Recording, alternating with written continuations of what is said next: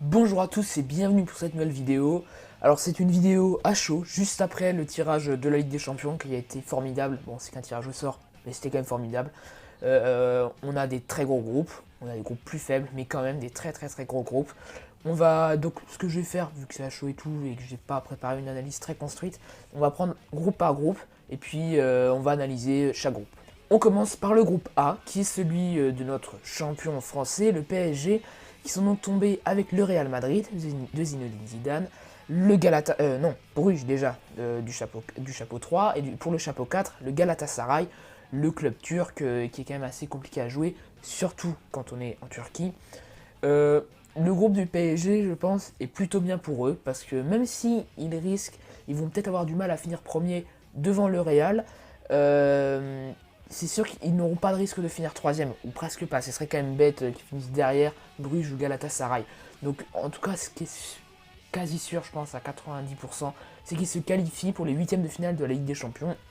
On peut penser que c'est normal pour un club comme Paris, mais c'est déjà ça, parce que voilà, il faut déjà se contenter de petits objectifs, il faut faire étape par étape, et je pense que c'est quand même un groupe du coup plutôt bien pour eux, et de toute façon, même en chapeau 2, ils allaient tomber contre une grosse équipe, c'est le Real, ça aurait pu être une autre, c'est comme ça.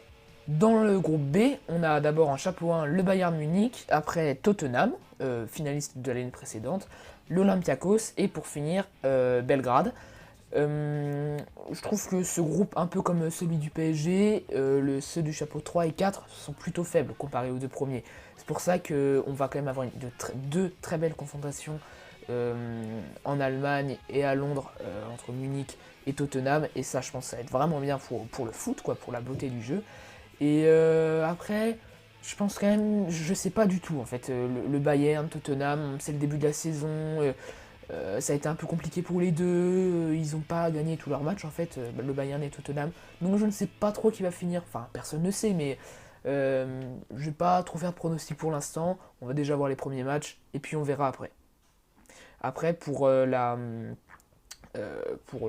Ligue Europa, ça va se jouer entre l'Olympiakos, les Grecs et Belgrade.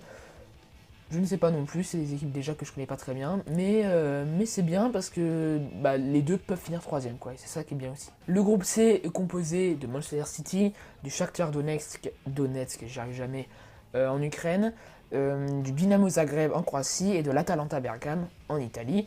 On peut pas dire que c'est le groupe le plus faible. Pourquoi ? Parce qu'il y a City, et que City peuvent très bien gagner cette Ligue des Champions. Mais on peut dire que c'est le groupe le plus faible parce que les trois autres sont peut-être assez faibles si on compare aux autres groupes. Donc c'est pour ça que City, je pense, va se balader. Alors peut-être qu'il y aura un nul, mais vraiment, pour moi, City ne vont laisser aucune chance aux autres.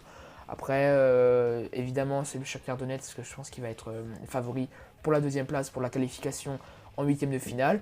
Mais attention au Dinamo Zagreb, à l'Atalanta, qui sont toujours des équipes compliquées à jouer.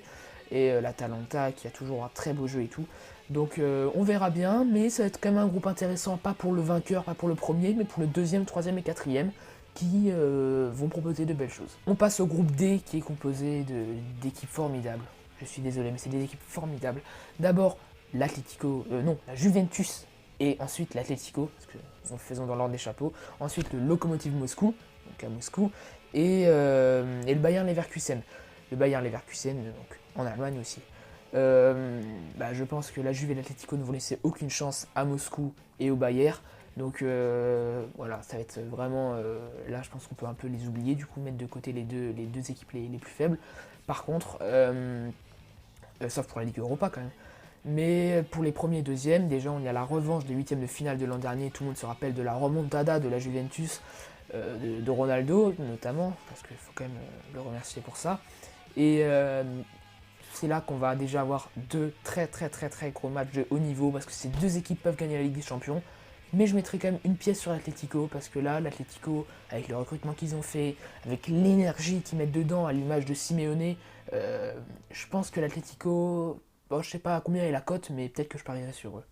On passe au groupe E, qui est composé du vainqueur de l'an dernier, Liverpool, et de Naples. D'ailleurs, ils étaient dans le même groupe l'an dernier, vous vous rappelez peut-être avec le PSG.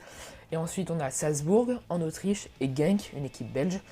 Et encore pareil, même si Salzbourg est peut-être un peu au-dessus de Genk, je sais pas, mais je pense quand même. Ça va être Liverpool et Naples qui vont se jouer la première place.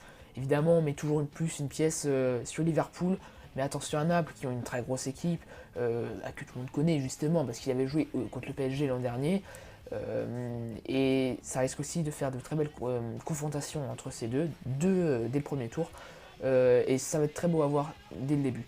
Même si je pense quand même que oui, voilà, Liverpool est un peu au-dessus. Mais attention à la surprise de Naples. En tout cas, ces deux équipes se qualifieront très certainement, même si c'est pas sûr, pour les huitièmes de finale de la Ligue des Champions.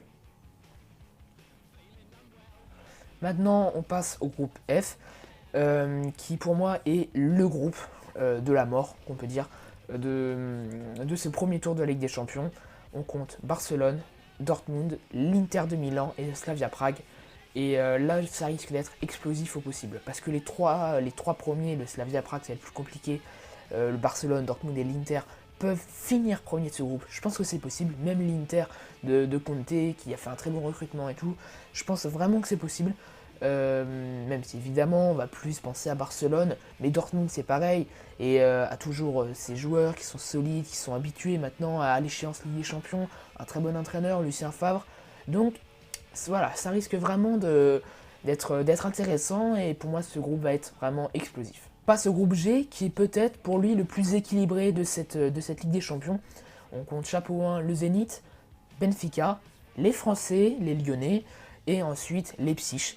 Et donc Leipzig qui est quand même la meilleure équipe du chapeau 4 et qui se retrouve dans ce groupe-là. Dans ce groupe, tout le monde peut finir premier, je pense, voilà. Tout le monde peut, Benfica, Lyon, Leipzig et le Zénith, ils peuvent tous finir dernier. Et c'est ça le grand problème, et c'est pour ça que ce groupe est peut-être même plus intéressant que celui de la Juve, de l'Atlético, car eux, là, le suspense durera sûrement jusqu'à la sixième rencontre. Et c'est pour ça que ça va être vraiment très intéressant de suivre ce groupe. Je ne sais même pas sur qui parier, parce que alors Lyon sont très irréguliers, Benfica, on ne sait pas, parce qu'il y avait João Félix l'an dernier, il est parti. Qu'est-ce que ça va donner? Ils sont quand même assez solides. Leipzig est très bon en Allemagne, je vois pas pourquoi ils ne seraient pas en Ligue des Champions. Et le Zénith sont quand même aussi très solides. D'ailleurs, ils sont champions de Russie, hein, ça veut quand même dire quelque chose. C'est pour ça que ce groupe risque vraiment d'être indécis jusqu'au bout, et tant mieux. Et le dernier groupe de ces phases de poule de la Ligue des Champions 2019-2020, le groupe H, et on y voit Chelsea, l'Ajax, Amsterdam, Valence et Lille, le dauphin du PSG de l'an dernier en Ligue 1, qui est un peu l'invité surprise parce qu'ils ont quand même perdu Pepe, Lao, enfin ils ont perdu quelques joueurs. Ça va être plus compliqué peut-être, mais ils ont aussi recruté Renato Sanchez qui est un joueur formidable, qui a un peu, on va dire, gâché sa carrière au Bayern de Munich, mais mais bon, enfin on verra après ce qu'il va faire cette saison, mais je pense vraiment qu'il a de très grandes capacités, qu'il peut aider Lille, et que je pense aussi qu'il a le niveau Ligue des Champions. La preuve, c'était avec Benfica, qui s'était fait reparer par le Bayern et qu'il avait signé après au Bayern en Ligue des Champions. Donc oui, ce groupe va être aussi... Lille va quand même avoir du mal, je pense que Lille, ils vont se battre pour être troisième, je pense qu'ils n'arriveront pas à être deuxième, parce que on ne sait pas après comment va réagir l'Ajax après le départ de Jong, de Ligt et de Dolberg, enfin de quelques joueurs à eux, même s'ils en ont gardé pas mal. On ne sait pas. Valence est quand même une bonne équipe en Espagne, je pense qu'ils peuvent très bien se qualifier. Et Chelsea, on va voir avec Frank Lampard qui a repris l'équipe.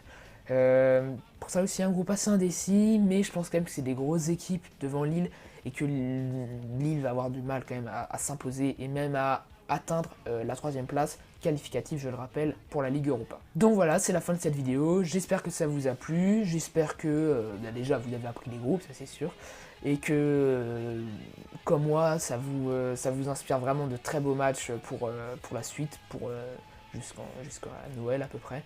Donc si ça vous a plu, n'hésitez pas à lâcher un pouce bleu, à vous abonner, à lâcher un commentaire si jamais ça vous a plu et dire ce que vous en avez pensé. Et pour vous, quels sont aussi les groupes de la mort? Est-ce que pour nos Français, pour nos 3 clubs français, ce sont des bons groupes ou non? Donc voilà, je vous souhaite donc une bonne fin de soirée et à bientôt.